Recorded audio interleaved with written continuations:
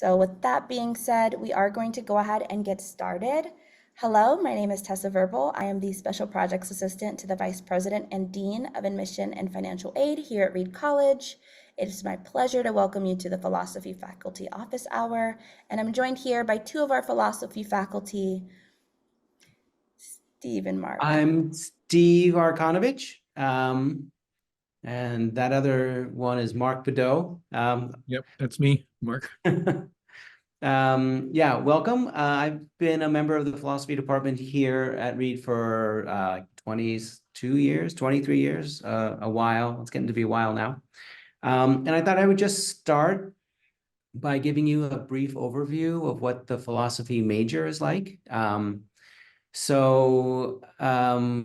It's actually a pretty comfortable major. Like you can come to Reed and take some other courses before some philosophy courses and decide maybe even your sophomore a year to come to major in philosophy if you enjoy it. Very roughly, the way we do the major is there are 5 different breadth categories you have to take courses in: epistemology, which is like the study of knowledge, and ethics, and logic, a formal logic class, metaphysics class, and then a history class, either ancient philosophy or modern philosophy. And then all students have to take a junior seminar, which is a class that's kind of writing intensive. You write a long paper as the result of that class. That's to prepare you to write your senior thesis. So all Reed students have to write a senior thesis. And in the philosophy department, you take the junior seminar in preparation for that. We could talk a lot more about the details of the major. I personally teach mostly in ethics. I teach and research in an area called meta-ethics, which has to do with kind of abstract questions about ethics, like what is objectivity in ethics? What is truth in ethics? What's the connection between ethical thought and rationality? Things like that. Lately, I've been getting much more interested in the ethics of artificial intelligence. There's lots of questions around that that I'm happy to discuss. What else can I say? One, interesting, I mentioned that all Reed students have to write senior theses. So it might be interesting just to say what my thesis students have been writing on recently. So this year I'm advising a thesis on the philosophy of law that particularly has to do with like, what is our ethical obligation to obey the law? And what do we do about bad laws? Like, do we have an ethical obligation to obey, let's say, racist laws, or do we have ethical obligation? Like this particular thesis student is focusing on like what did the Germans do after the Nazi era with old Nazi laws that were still on the books? So it's a super interesting area. Like, what allegiance do we have to the law as such? And I've advised theses in my area about like just like the source of normativity for ethics, like why are we obligated to be moral? A couple years ago, I had somebody write a thesis on the morality of fast fashion. Like, is there something morally like sketchy about like the fast fashion industry? That was super interesting. So you have a lot of leeway. Like once you cover like the courses, epistemology, ethics, logic, metaphysics, and you get to your thesis project, you have like a lot of leeway to write about or think about whatever happens to be interesting you at the time. So we can come back to these topics, but maybe I'll hand it over to Mark Bedau to say a little bit about what he does. Yeah, be happy to tell you a little bit about what I'm working on these days and teaching. The general area of philosophy that I work in is philosophy of science. Also includes formal logic, and philosophy of biology is one of the sciences I'm particularly interested in. And teach a course on philosophy of biology. Also philosophy of computation, especially artificial intelligence. I'm teaching a course on artificial intelligence right now, trying to understand the strengths and weaknesses of existing systems like ChatGPT, thinking about its epistemic implications, but also its ethical implications, like Steve was also interested in that topic. I also teach a course on early modern social and political philosophy. So this is classics, some of which you've heard about, no doubt, like Machiavelli, his essay called The Prince, and other ones like by Thomas Hobbes, Leviathan. You might have heard about that.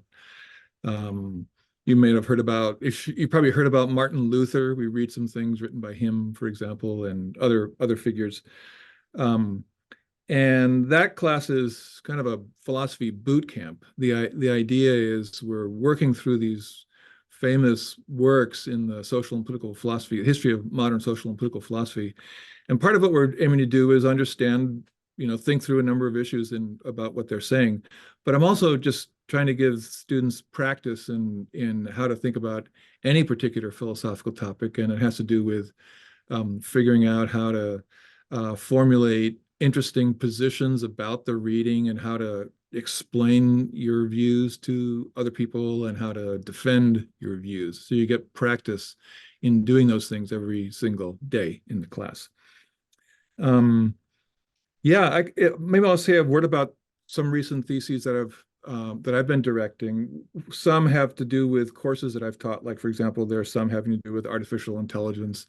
Like, for example, last year there was one on the Turing test, which probably some of you have heard about. And the student was trying to figure out, has anything actually passed the Turing test today? So that was a very interesting thesis. Another one was doing work that had to do with philosophy of biology. They were interested in conservation biology. And so they were critically evaluating the assumptions built into different approaches to different conclusions about how you should be a conservation biologist. And one other one I'll mention just shows you something that can happen. I was directing a thesis on Stoicism right this year. You may have heard about Stoicism. It's a historical philosophical position, goes back to the ancient Greeks. And the reason I wanted to mention this is that I don't have any particular knowledge about Stoicism, or at least I didn't before I started this project. I'd never myself taken a course in Stoicism, but it's been interesting to me to read it. I found it quite interesting, and now I do have an interest in Stoicism, and I've got a bunch of books about the Stoics, by the Stoics, and I'm digesting what they're saying because I think that there's something plausible in much of what they say. So it's been a learning experience for me that I've found a lot of fun. So maybe that's enough for me just to give you a bit of an idea of who I am. Perhaps now we should look and see if there are any questions in the chat.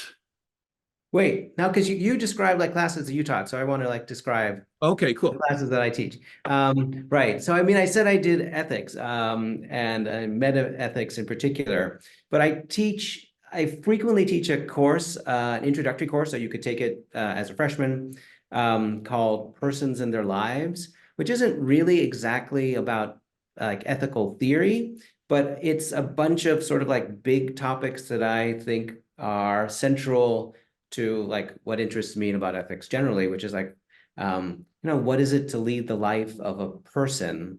And so we talk about, the first section of the course talks about the fact that we're mortal, and would it be a good thing or a bad thing to be immortal? Like, so what is the role of our mortality in our values? Is it like a source of value that we're mortal? We talk about personal identity. Like, what is it that makes one person the same person, like throughout their lives? I mean, people change a lot, obviously, throughout your life, but there's like a core sense in which we think, there's a sense in which you're the same person now as you were 10 years ago, and that you will be in 10 years. And so we try to like figure out, is there something that persists, or is there a way of thinking about the relation between yourself at these various times that can survive and that survives all the radical changes that a person goes through in their lives? And then we talk about the nature of love, Like, what is it? What is it? To love a thing, a project, a person? Is it a matter of a feeling? Is it a matter of a thought? Is it something more abstract or something we hadn't thought about? Do you necessarily have to love the person's qualities to love them? Or can you love somebody independently of their qualities? So, I mean, that's a course that I teach almost every year, and I've been teaching it a long time. And I just think it's a really good introduction to philosophy and the kinds of ethical issues that I'm interested in. And then I also teach a course at an upper level on partiality, which has to do with the special treatment we think we can give certain people, like our loved ones or our family members. And maybe that doesn't sound that interesting, but some people think that it's just like the nature of ethics, that it's impartial, right? You might think that what it is to treat somebody ethically is to treat them fairly, and fairness has to do with being impartial, treating everybody the same. And there's certain kinds of partiality that are clearly ethically out. But at the same time, I think it's deeply ingrained in us that it's immoral, for example, not to give preference to our children, or immoral not to give preference to our parents, and that somebody who showed no preference for their close family would be morally lacking. And so we explore this question, like, how can these things be true together? Like, how can it be true that there's a moral imperative to give preference to certain people if, as we talked about at the beginning of class, it also seems to be like a core thought about ethical treatment, that everybody is treated fairly. No one is more morally important than anybody else. Nobody has special standing. So how do you square that with this idea that you have to give some people special treatment? So those are a couple of things that I'm interested in and that I teach. We have a lot of other members, obviously, of the philosophy department who aren't here. So if you have any questions about what they teach or what they can offer, yeah, just put them in the chat. All right, that's enough. I'll shut up now. We do actually have a few questions in the chat. I appreciate you and Mark for going in depth about your courses. They sound incredibly interesting. I can attest that classes with Steve are endlessly entertaining. I took Introduction to Ethics as a Reed student and enjoyed every single minute of it. So the first question, are there any areas of philosophy that you wish you could, or more generally could be, taught at Reed? Either one of you can answer. So okay, yes. So the answer is yes. So for me personally, I mean, there are vast swaths of philosophy that I'm interested in that I don't teach and I don't know anything about. So, for example, I've always wanted to teach a course on Spinoza, who had some very odd metaphysical views and some interesting ethical views. So there are particular philosophers that I would love to teach about that I don't teach.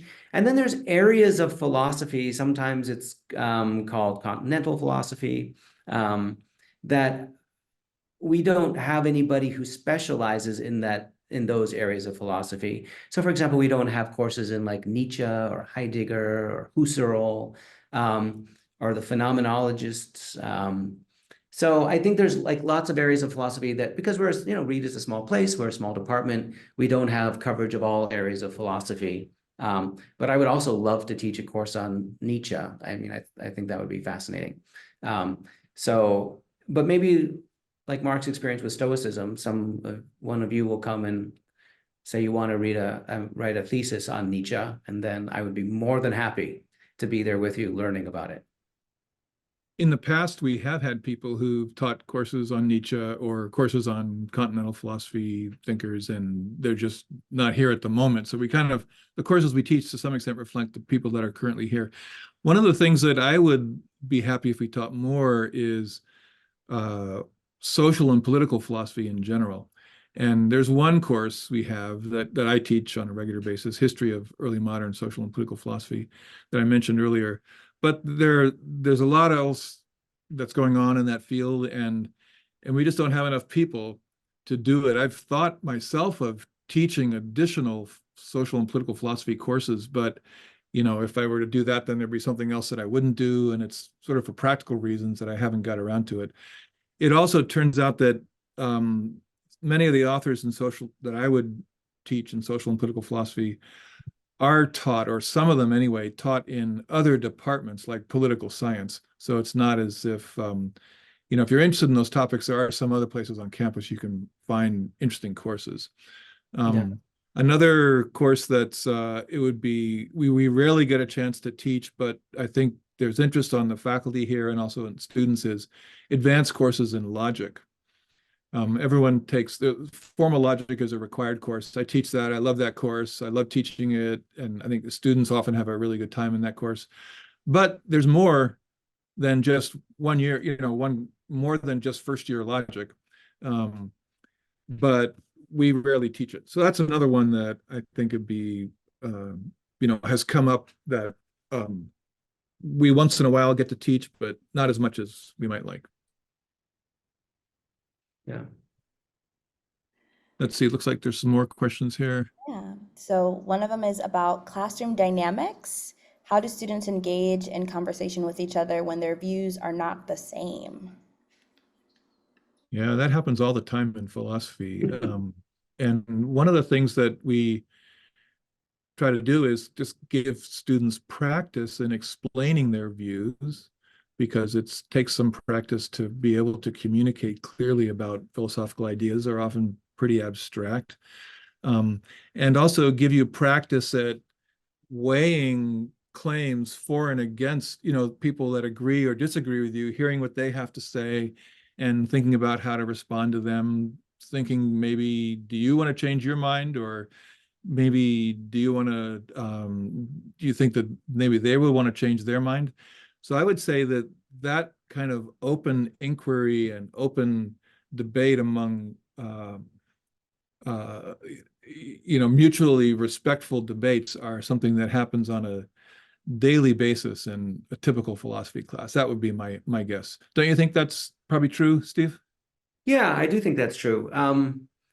I mean, I do think there's sort of vigorous debate. I don't think I've ever, it's never come to blows or anything in my classes. It's always been civil. I think, a couple things help. One is, I just think people who come to read are just actually interested in that kind of activity. They're just inquiring, open-minded.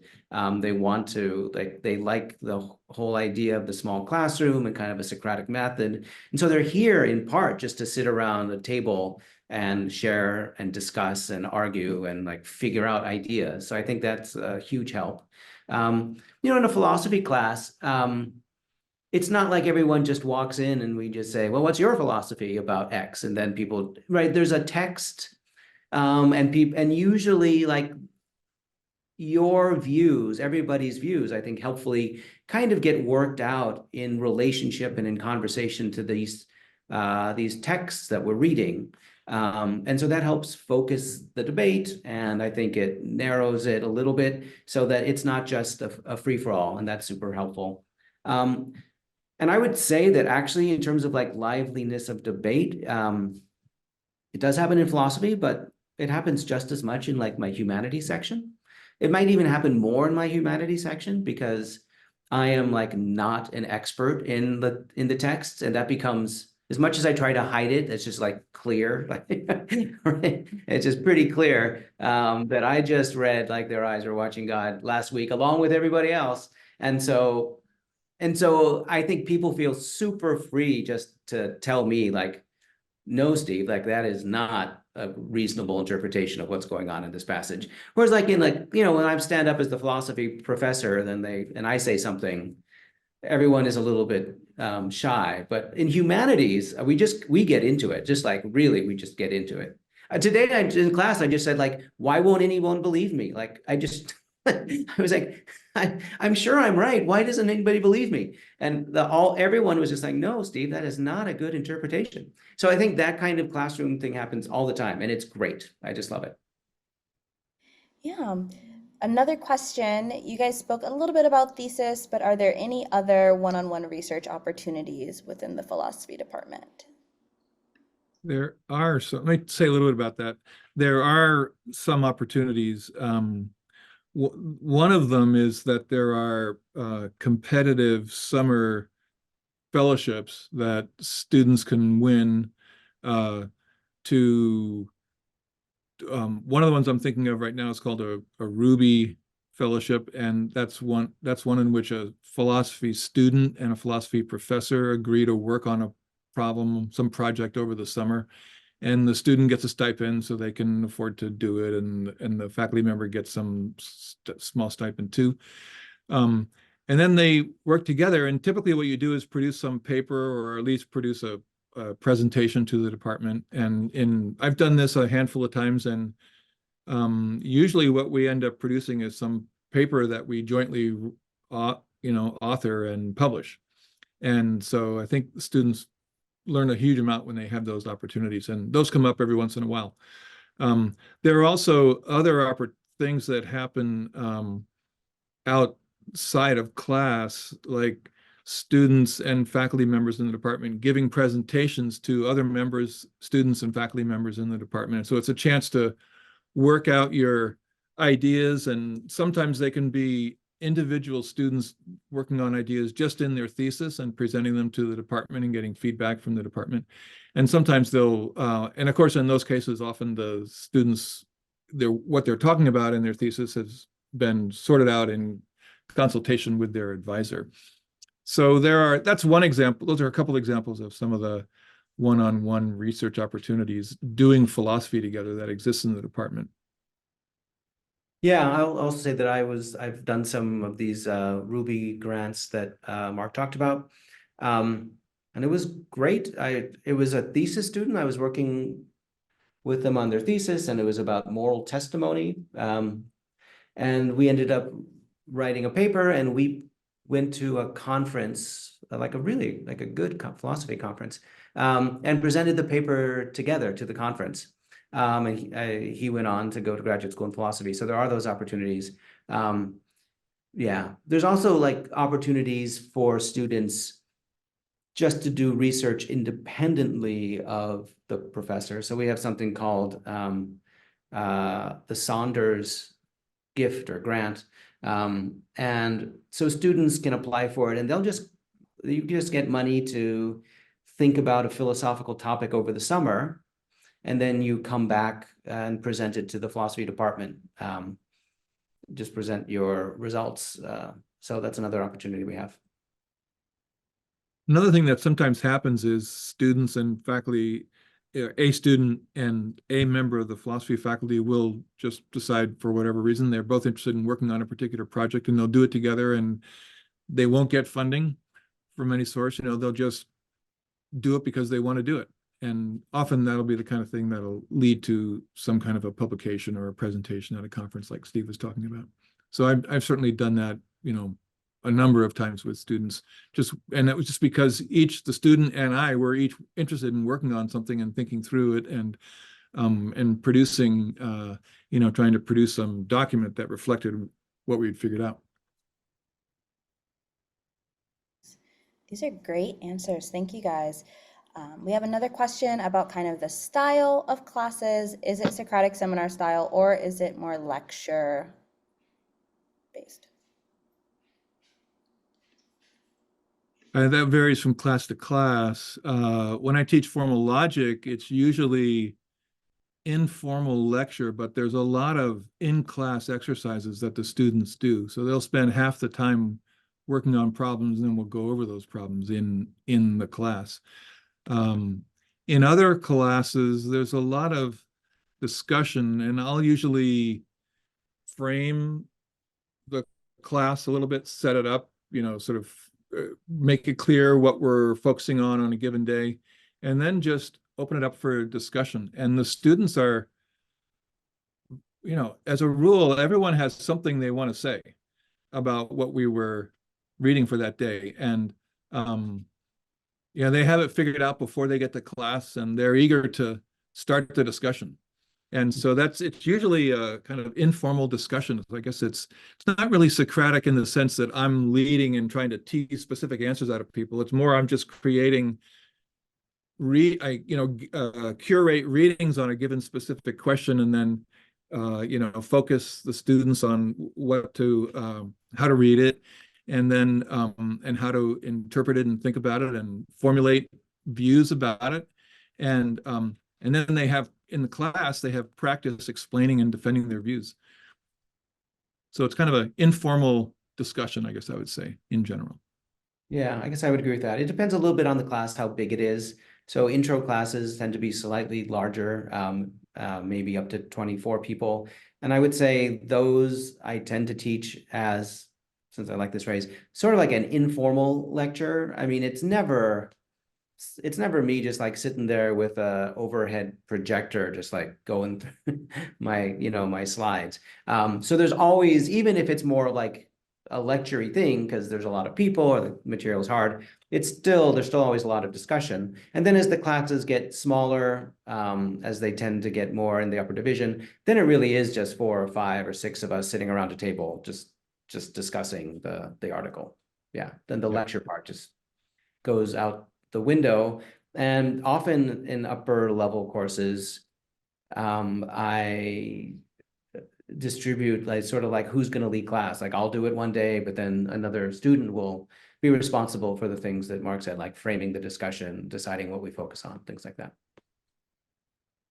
Yeah. Yeah, I think for me, in those classes, probably if you took track, I don't, but if you kept track of who spoke how much, at the end of the day, it's probably pretty equal. I don't talk twice as much as other students, for example. It's all roughly the same.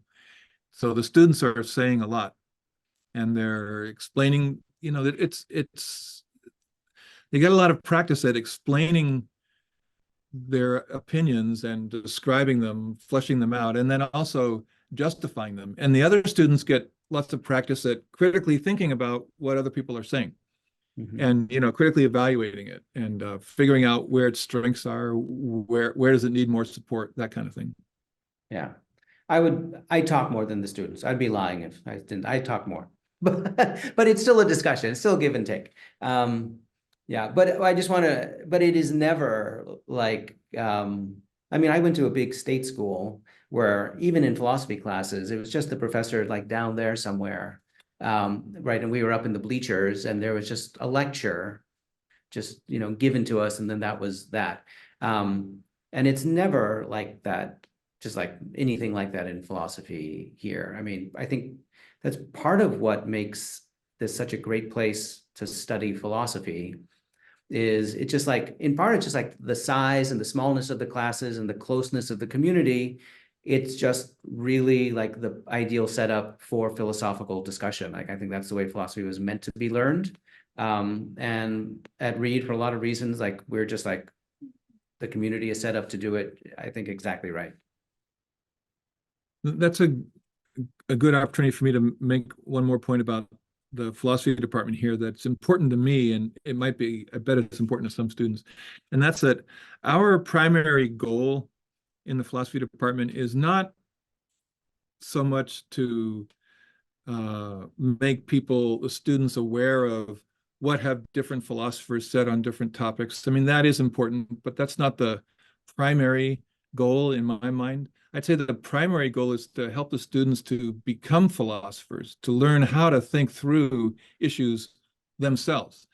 And so I think most of us are designing our courses in such a way to achieve that kind of a goal. It's not to teach you merely the history of what philosophers have said. It's to be able to think philosophically yourself about issues that other people have talked about, but also about whatever issues you might be interested in. That's great. We did get another question in the chat. It touches a little bit about continental philosophy again. So, the student noticed that we're mainly focused on analytic and scientific philosophy, but can they combine analytic and some certain continental philosophy for their own thesis research? Yeah, you absolutely could. I mean, it's true. that we don't currently have anybody teaching who specializes in continental philosophy. But you can absolutely combine analytic philosophy and continental philosophy. I think, like I said, I'm interested, right, you mentioned Heidegger, like I would be interested in, I am super interested in that. So I think that's not a problem. And you can also do a interdisciplinary thesis. So there might be some other departments, depending on like what you are interested in these other figures. So you could do a thesis in like philosophy and literature, philosophy and political science, or things like that. So yes, you can, absolutely. And that's actually a great segue because a lot of students ask us about interdisciplinary majors within philosophy. What does that look like? How can a student go about pursuing that? It's common. I mean, it's very, I don't know if it happens every year, but maybe, like probably it happens every year. And it's also pretty easily accomplished. So just formally, like administratively, what you have to do is write a petition that explains why you're interested in doing an interdisciplinary major. Like, why don't you think that you could write the thesis you want to write within the confines of a single department? And those are almost always like approved. I mean, it's really mostly, it's not really like an administrative hurdle. It's to get you to think and articulate exactly like what does the project look like, and what are the different departments going to contribute for you to getting your thesis done. And then you create what is called an ad hoc major, and that just means you talk to members of each department, and you have an advisor in each department, and you all together figure out what the major requirements will look like, because you're not doing a double major, you're not writing two theses, you're not taking all of the requirements from both departments, you are constructing your own major, an interdisciplinary major. And so usually that involves eliminating some requirements from one department, eliminating some requirements from another department, so that you have a reasonable course load to get through the major. And then you write your thesis with the help of advisors from both departments. That's what it looks like. And it's common, and we've had interdisciplinary majors in philosophy and X for almost any value of X: philosophy and linguistics, philosophy and political science, philosophy and mathematics, philosophy and psychology, philosophy and literature, philosophy and religion, just all of them, I think. Yep. Yeah. Philosophy and physics, philosophy and psychology, philosophy and computer science, philosophy and economics, philosophy and theater. Oh, that's right. Philosophy and dance. Was there a philosophy and dance? There was, and there was a philosophy and music. Yes. Yeah. So yeah. Yep. There are a lot. Steve's right. They happen very frequently. It's like, I think every year there's typically one, probably. Typically, not every single year, maybe, but, and sometimes more than one. Yeah. And here's another question that I have, kind of tangential. What is your favorite course that you teach? That's a good question. Well, I think there's two. One is one I already talked about, which is persons in their lives, which I teach a lot, and I teach it a lot because I love to teach it. And then usually my favorite course is like whatever newest course is that I taught. Which doesn't mean I think it's the best course, because I haven't taught it that much. So I think right now, like I taught a course last year on what was called morality on the margins, that had to do with what defines the moral community, and like what are the marginal cases that we think might deserve moral consideration. And it kind of got like out there, like what about artificial intelligence? What about merely possible people? Not actual people, just like people who might exist in the future. What do we owe them? And then of course, what do we morally owe animals? So we looked at a bunch of classes of people who you might, or things that you might think deserve moral consideration, but also you might not think deserve moral consideration. And we talked about that. I thought that was a great class. It was super fun. And I think students liked it. So right now I'm like, that's my favorite class. I think for me, if I had to pick one, I think I would pick formal logic, which is interesting because it's an introductory course. I've taught it my whole career here, and I think what I like about it is I've taught it for enough that I've um, I've figured out I figured out exactly what I want to say in this class and how to teach it. And I think it does a really good job of teaching logic, and I just like logic, and I think I can. If some people love logic and some people hate logic, and both people show up in the class sometimes, and I think I can do a good job of teaching logic to anyone, and also showing why it's fun and interesting. So that's one that I certainly like, and it's striking because it's the one I probably taught more than any other single course in the time I've been here at Reed. And I just taught it today, and it was fun again today. Just because there are every day there's some specific thing that we learn that's new, and I find it just a lot of fun. It's a lot of fun. I guess I'm still intrigued by figuring out new and better ways to teach it too. So that's like, making up better exams that are more effective at testing the right things and teaching the right lessons, stuff like that. And we do have another question in the chat about the size of the department in comparison to other departments at Reed. Yeah. Yeah, I don't know. Mark, do you have a sense? Well, there's 6 members of the department, and I'd say we're one of the smaller departments at Reed. There are some that are even smaller than philosophy, but not many. I think probably most departments have more than 6. These are facts, and I'm guessing guessing about them. Right. And by 6, you mean 6 faculty members, not 6 6 students. faculty members, yeah. Right. So I like. Was the question about faculty or about students? Yeah, I think it's about students. The number. Oh, of okay.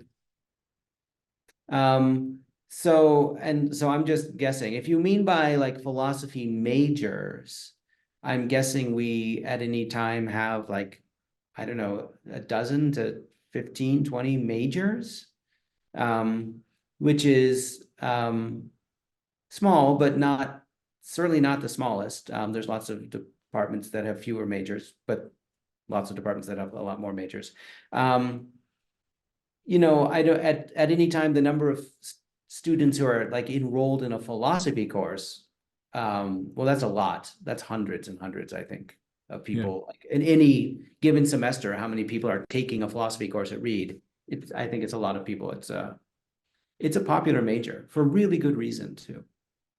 Yeah, actually, let me just underscore what Steve just said. It feels a little funny to brag about ourselves, but I want to do it also because I think we do a really good job of teaching our students how to be philosophers, frankly. And it's just because of the people, it's the faculty, my colleagues in the department. People are really good, and they love the field, and they love turning students onto it. So if you want to become good at philosophy, I know a good place for you to go. Reed College. Oh yeah, Reed. That's it. That's the place. Yeah, that's my view. I'll also say that it's not that everybody who takes a philosophy course or is a philosophy major goes on to study philosophy at the graduate level. I mean, there's lots of things you can do with a philosophy degree other than become a professional philosopher. Like the obvious things, students go on to law school, they go on to business, but we've had students who have gone on to like I don't know, become entrepreneurs and found startups and just go out and do all kinds of things. I mean, I really do believe that philosophy is like, I'll just say it, I do think it's the best undergraduate degree in the humanities for just gaining skills that are going to be universally desired and universally helpful to you. I mean, you really do learn how to think and communicate and write clearly, how to problem solve, how to organize abstract information and concrete. So I just think it's a really helpful training for whatever you go on to do. And in most cases, it is not going on to be a professional philosopher. Yep. Well, I do have one final question. Both of you have been at Reed for some time. So coming from the admission department, what drew you to Reed and what keeps you coming back? Well, I mean, so what drew me to Reed was, okay, we're in a trusting place here. So what drew me to Reed was I love Portland, Oregon. I love the place. I thought, Portland, that's fantastic. And don't underestimate the importance of like where you're actually going to sit yourself down for 4 years when you're considering a college. Like if you hate the rain, maybe not here. But if you like, if you like a beautiful natural environment anyway, so I love Portland. And I mean, just to be completely honest, because why not? I am an ethics professor. My experience as an undergraduate was in large state schools. I only went to like big state schools. And my understanding of what it was to be a professor was gained through my experiences there. And so when I came to Reed, I found what it is to be a professor slightly alienating, because it was not something that I actually experienced, which was like a lot of close contact with the students, small group discussions. My view of professors they are the person who like come in down there, lecture, and you don't see them ever again.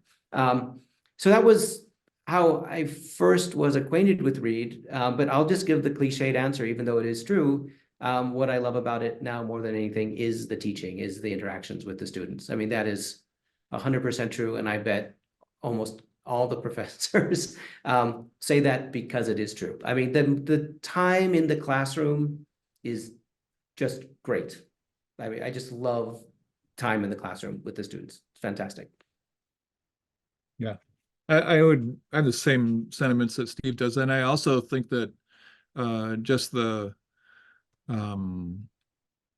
I'm very interested in doing philosophy myself, and this is a nice community to do it in. I'm happy to, I like talking with my colleagues and my students about what I'm thinking about and talking with them about what they're thinking about and working on. And it's extremely congenial and friendly. That kind of thing is open, and lots of opportunities for that happens a lot. And there's an intellectual intensity in the philosophy department that I just find very stimulating. I just want to say specifically, though, I do agree with the other things Steve was saying. Like, I love being in Portland, and that's a big thing about why I'm happy to stay here. So I think it's Reed College in particular. If Reed College were somewhere else, I can imagine maybe being happy going there.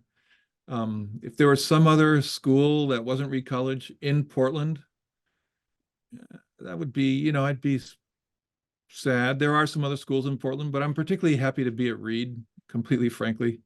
And also I'm delighted that get to do it in Portland as well, in the Pacific Northwest.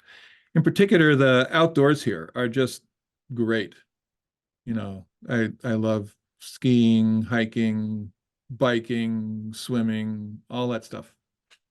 So I'm happy. Well, I appreciate you both coming and joining us tonight and sharing your thoughts and talking a little bit about what you do here at Reed and why it's meaningful work. I appreciate you, the students as well, for joining and asking such great and thoughtful questions, digging deeper, and just considering Reed. And I hope you have a great rest of your day. Yeah, thank you. Thank you for coming. Yeah, I hope we'll run across you in some of the classes, maybe a logic class.